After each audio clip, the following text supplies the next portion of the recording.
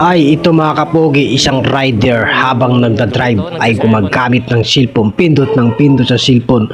May kasama pa siya, di ba? Okay lang kung walang kasama, di ba?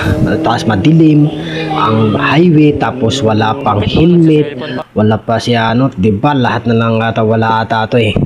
Di ba? Kailangan pwede ka naman huminto habang nagchat-chat o may importante ba yan na i-chat mo, hinto muna mag-drive, di ba? Di madali man lang huminto yan eh. Hindi man ata aabot ng 5 minutes na pag-chat yan, pag-reply, di ba? Kailangan shift tayo lagi pagbabiyahe, lalo kung madilim o wala kang helmet. Kailangan ingatan natin ang buhay natin. Kaya isa lang buhay natin, hindi tayo pusang nasiyam ang buhay. Di ba mga kapugi?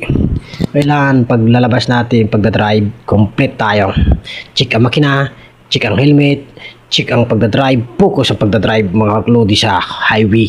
Kaya para iwas disgrasya tayo, di ba mga lods, mga pugi?